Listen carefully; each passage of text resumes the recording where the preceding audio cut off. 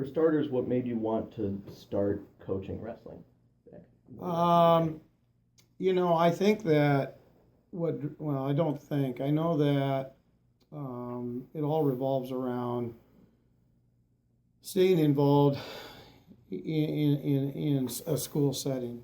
I think I go back to when I was finishing up my senior in high school. I was really lost in terms of what direction I wanted to go with regard to a career path, as most kids are. And I know that I enjoyed the school setting a great deal, and to stay involved in that and to continue in a sport that really did a lot for me as a person with regard to my development was important to me. I enjoyed the wrestling as a competitor in high school, and I wanted to pursue that in college. I decided to go down the path of education and coaching with the idea that I would like to coach wrestling someday and teach in a school environment. And I wrestled at Buena Vista then, so that just continued my involvement. And from there, I was fortunate enough to land a job out of college that gave me an opportunity to be a head coach, and jumped right into it 27 years ago. And was it what you expected when you started coaching wrestling? I had no idea what I was getting into. It was watch and observe and learn from guys that had been veterans, and talking to college teammates of mine that had graduated before me, that had gotten into the ranks. And I think that too, I benefited a great deal by having two outstanding mentors as coaches. Jack Mendenhall, who was my coach at Ames High School, okay, and Al Baxter, who was my coach at Buena Vista, both National Hall of Fame coaches. Yeah. And, they're without question a lot of the things that I did, and in some cases still did right up through this season, were byproducts of things I learned and did under those two when I wrestled for them. So I've always been a guy that tries to steal as much as I can, right, watching and learning and talking and taking ideas of things that sound like they'd work for me as a coach and the kids in the program, and try to incorporate them. And that's everything I do or did as a coach, again, as a byproduct of successful people that I've been around. Mm-hmm. And you started out at George, yeah, Rock, of course. When you came to Spencer, what was kind of the state of the program here? Well, I came in, there was some transition going on with the coaching staff, and there was a nucleus of pretty good kids in the program. So sure. I really came into a pretty good situation with a very veteran core group of kids in place. So the pieces were in place right away to be successful, and we really were. And I had great assistant coaches, and that helped that transition. So kind of a veteran crew of wrestlers and good community support and great assistants made for a real easy transition into the community. Right. So starting with that strong base and foundation, how have you seen the program grow out of that? Well, I think it's a continuation. We've had so much good support out of kind of a core nucleus of people that in many cases were there right when I came to town, that still are involved to some capacity in the workings of the program, whether it be helping out at our kids tournaments or the varsity tournaments, varsity events, providing that support, that fan base, giving that plug in the community to people that hopefully help sway and push other ones' kids into the program.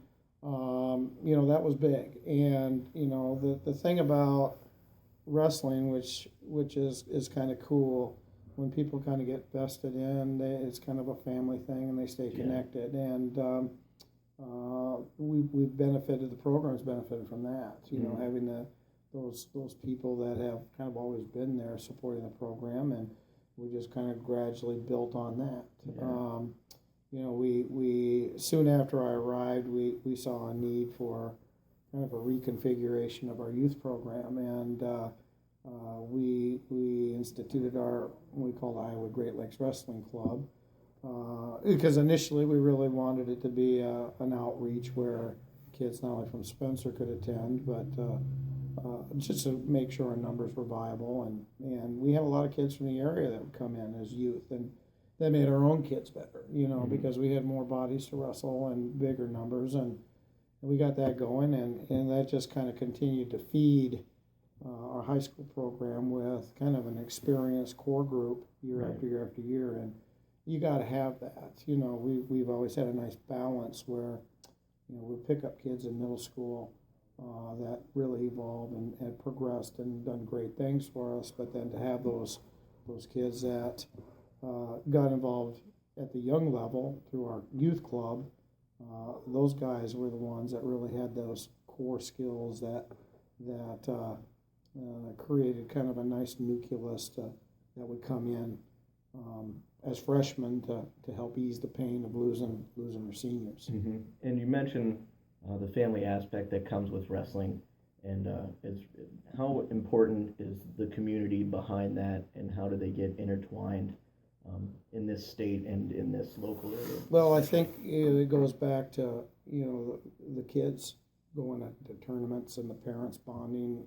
You know, they sit in the stands all day, and their kids go out and they wrestle, and they get to know each other on a more personal level, and the kids create some real good bonds that way. And it's just not class to class to class. So it's kind of neat is, you know, it's grade to grade to grade, and that you know, you've got, you know, for instance, guys that were seniors in our program would have been familiar with guys that were freshmen because of that history, and that's always kind of been the case, and that helps that transition in for those younger guys in the high school program. But you develop kind of a tightness bond between parents that adds to kind of their interest and loyalty to the program, and you know, it's a great thing, you know. And you know, you get parents that step up that cart kids around. And, you know, I mean, my wife, boy, when we kind of went through this run here where we, you know, won the 9 conference titles in a row and we got this streak going, well, gee whiz, you know, my wife, when my boys were young, she'd pack the van with kids, you know, and there'd be kids a little older and kids a little younger. And, you know, those kids that were riding in the van all over Northwest Iowa with her on Saturdays with our own sons, you know, really went on and did a lot of great things for us at the high school level. So, you know, you kind of have that community within a community with the wrestling, where parents help out and bond, and they take their kids and trust one another. And that helped a lot in terms of keeping kids vested in the program and parents vested. Sure. What would you say has kind of become your favorite aspect of coaching at any of the levels? It's all about the relationship. You know, that's the thing that made my announcement the most difficult, is thinking some of that will change, you know, the relationship with the kids, and the rapport you build, and getting to know them in ways that make the kids pretty special, you know, and kind of being that source to, you know, help kids out when things aren't going so hot, and be able to share in the excitement when things aren't going well. That's the thing that I've cherished the most, and hopefully will stay involved to the point where I can still get a flavor of that. You know, a lot of unique, special relationships over time with the guys, and that's been the best. That's been the best. Was there anything that kind of prepared you for developing relationships like that going in, or was it something that you discovered just became more and more important as you were a coach? Well, I think that trying to be personable with the kids probably goes back to my childhood more than anything else, in that, my parents both had roles professionally dealing with kids. My mother was an elementary age, fifth grade teacher for, her career in Ames, and interacting with youth in a way to develop trust and build success was something that was very evident from her throughout my life. And then my father was an administrator through Beloit of Iowa, which is Lutheran Social Services, and he managed a facility that helped kids, that housed kids that had needed help and needed some guidance. And both of them modeled reaching out and being compassionate, and I think that's probably a lot of it there.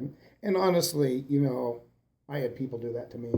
I had particularly in education, some people that supported me, that allowed me to see success and feel good about myself. And so those examples from those adults when I was young, for sure help kind of guide me down that path, and develop that role of trying to treat people with value and build relationships that way. Right, and it's no secret that you put in a lot of time in the wrestling, from the kids all the way on up. And you probably kind of addressed this, but what really keeps you coming back and makes you hungry to spend that time with all of the age groups? Well, number one, it's a relationship thing, because those kids, they're looking for you. If I missed going to a youth practice, and the last couple of years I changed my role, my direct role a little bit, but I still was there. Those kids, where were you at? So they expect to see you, and that drives it, and you feel obligated. I've always felt that if you want kids to wrestle, if I wanted kids to wrestle for me in this program, I need to be there for them, and you've got to do that. I think that if you don't focus in on what makes your program, then why are you there? And the kids make the program, and you can't be so centered on just your 9 through 12 program, because if you're not developing and trying to recruit and build relationships with those kids in second grade and third grade and whatnot, they're not going to be there for you typically, at that high school level. So it is a K-12 focus that I felt you had to have, and to do that, you just got to put in the time. Mm-hmm. How would you describe your coaching style?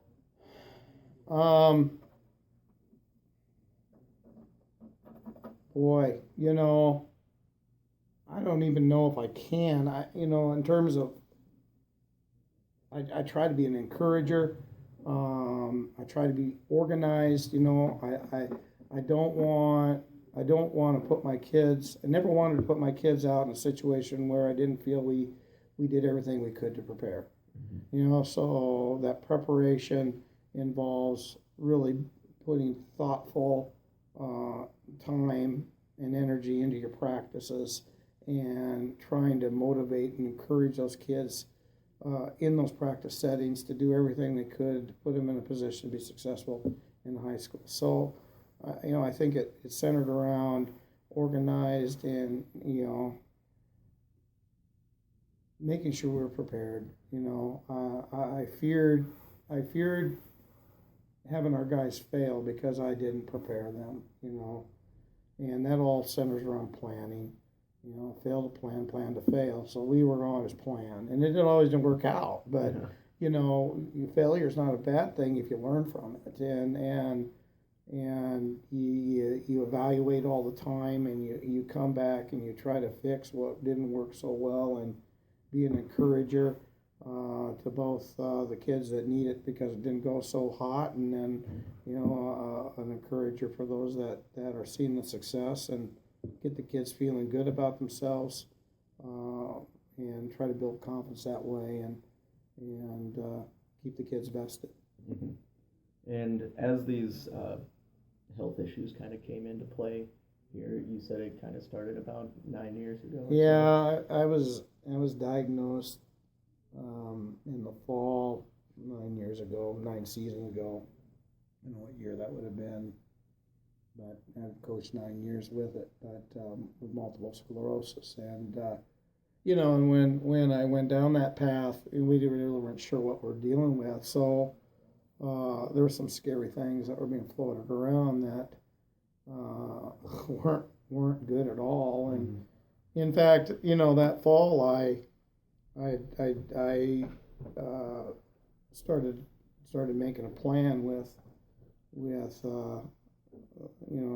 those vested, get ready just in case, I wouldn't even make it, be able to coach that year. And, so, I was very fortunate that, I was able to, when I got the diagnosis, for sure, we had to, modify some things I did. I'm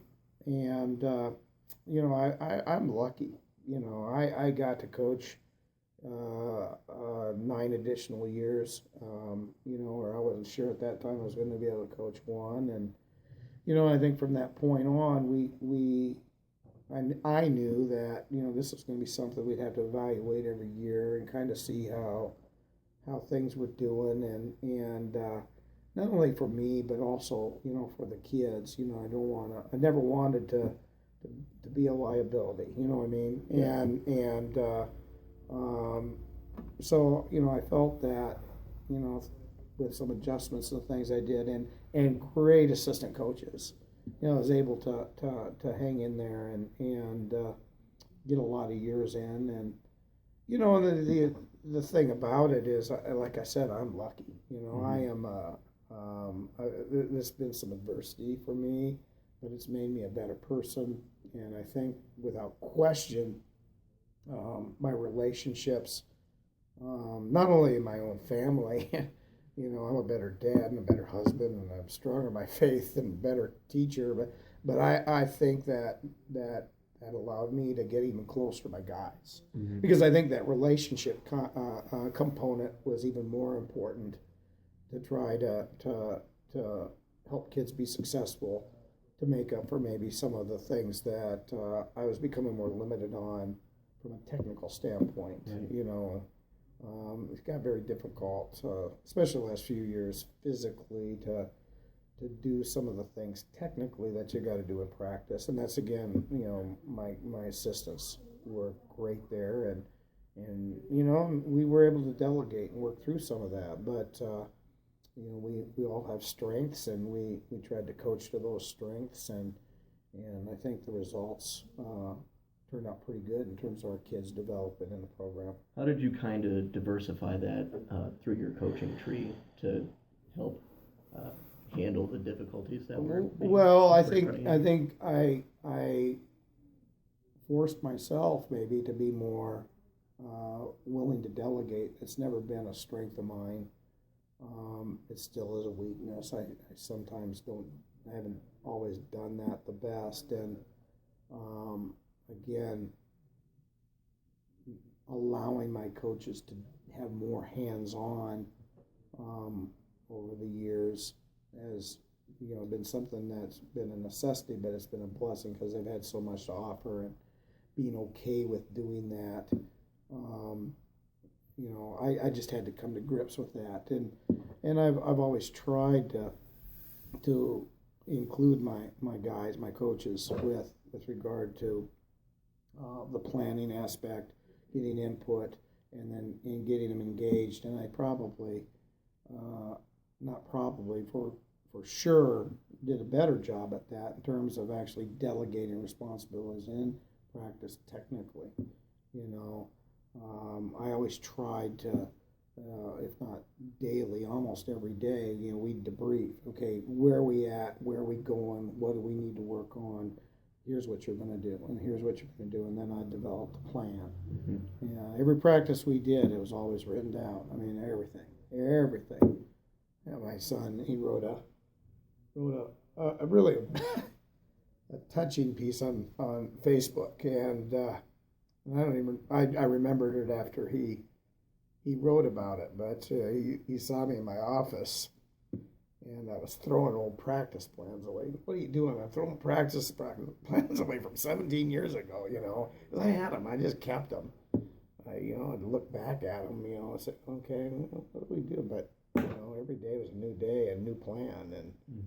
And again, that goes back to that fail to plan to fail. We're going to have something written down. We're going to have structure, and we may not always stick to it, but by God, we're going to go in with a plan every day. And right. And that plan was an infusion of where I saw we were going and input from my coaches and delegating things that we're going to do during the day, and then we get after it. What are kind of some of those, like when you're throwing away wrestling plans or something like that? Like, how does that feel? Do you really think about it when you look at an old wrestling plan? Does it almost like flash right back to you? It kind of does, and you know. My wife would say I'm a hoarder in some respects because I hold on to that stuff, and you know, it's just a connection. It's a connection to the past, and that was probably a pretty big thing for me to do what I did at that time. Mm-hmm. But I had so much crap laying around. I had to clean out a little bit, but that's hard because it does connect you back to. You know, a generation of kids that are long since gone, and guys, you should think about those experiences you had at that time, and that's why it's kind of nice to have that paper and you look at it and such. But it's a connection. It's a connection. It's an artifact. What are you? And you kind of have covered this to an extent, but what would you say is the hardest part of letting go of the reins of the head coaching position? Well, it's that relationship thing, you know, as mentioned, and you know, it's an identity thing. You know, I've been connected with this, and it's kind of what I've been, and right. And it's almost like a passing, if you would. You know, there's a part of you that isn't the same anymore, and you know, it's going to be a new role, and that's kind of scary and sad because the position and the opportunities that were afforded to me and my family because of that, you know, head coaching position have just been awesome, and you know, to let that go is really sad in that respect. You know, so you know, just that. Being in that position to lead and to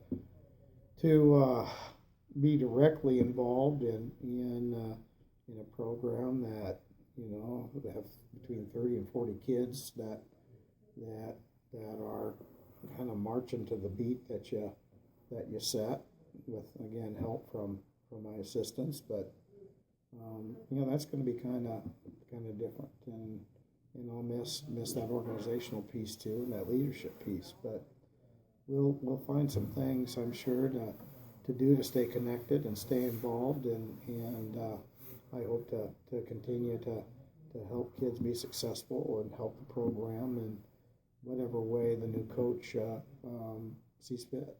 Along that vein, how do you plan on staying involved? Well, whoever the new guy will be, you know, I hope to sit down with him right away and first off, you know, there's a lot of things that he and I are going to have to talk about in terms of the things that I've been doing that he needs to figure out how he wants to handle. Sure. And from that point, then we're going to talk about how I can best serve him and best serve the kids without, infringing upon that person making their mark, and that's very important to me, that I don't cloud someone who's coming in to have the opportunity that I had, when I was coaching, to do things without the fear of having somebody looking over your shoulder, and I want to be supportive, and I want whoever does this to be successful, and I want the kids to continue to be successful, and I'll play whatever role is that I can for that to take place. All right, and when you look at like this list of accomplishments, it's obviously really difficult to try to put your entire tenure into a list by any means, but obviously you've had quite a bit of success. What will it take for the program to maintain that level? Well, I think that there's great potential here for the program to continue to be very competitive and even get better. I think, whoever takes the reins over needs to continue staying involved at all levels. I think it's a necessity in this town, because there's so many things that pull kids different directions at that youth level, and if you don't get down there and you connect and have your hands in that youth program and get those kids believing in you and looking up to you and wanting to be around you, they'll find something else to do and you won't get them back. And a key to our success has been our numbers, and those numbers translate to those relationships you build early, and you keep those kids in, and they stay in that program then all the way through. So I think that's key for whoever comes in, is they've got to be very active in that youth, from that youth component, and just value kids. I've always tried to show that we have a program that values those that value being involved, regardless of what level. And there are a few things that I tried to do almost on a daily basis with kids, and they maybe didn't even realize I was doing that. I'll talk with the guy that comes in and say, hey, these are things that work for me, but that being said, he's got to make his mark, and I'm sure that he'll have ideas and things that'll work great too, and I'll give some advice, and where it goes from there, I'm sure whoever comes in will do a great job. All right, and going back to this list, is what gives you the most pride out of your time that you've been here? Is it, there's obviously a lot of great things, 300 wins, dual streaks, all sorts of stuff. What's kind of your proudest? When I started putting that together, the thing that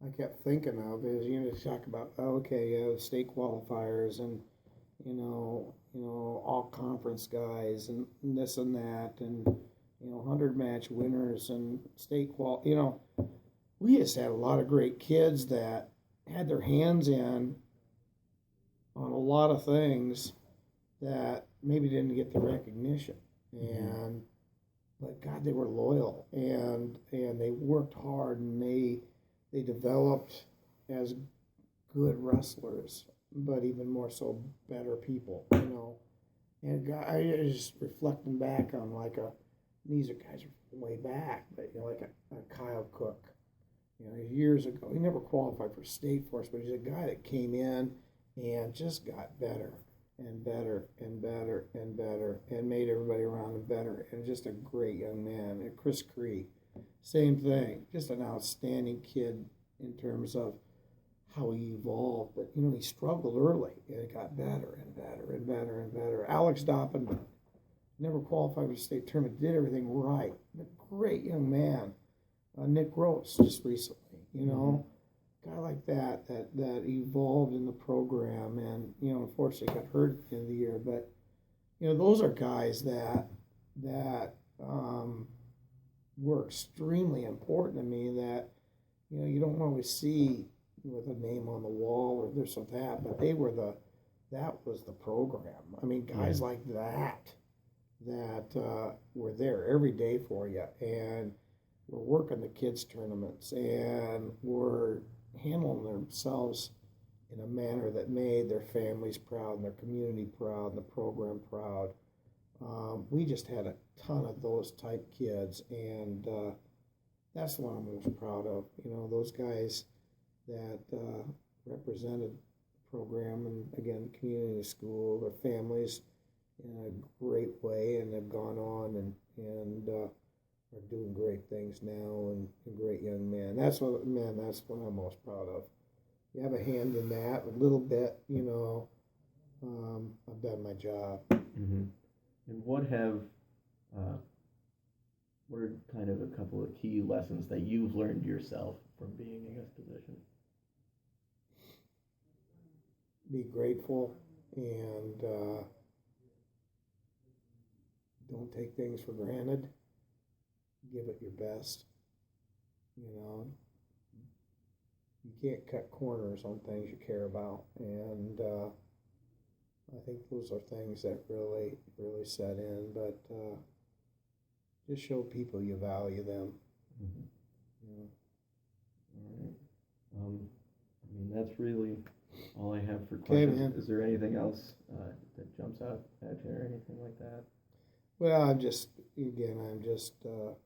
I'm blessed. I've been blessed.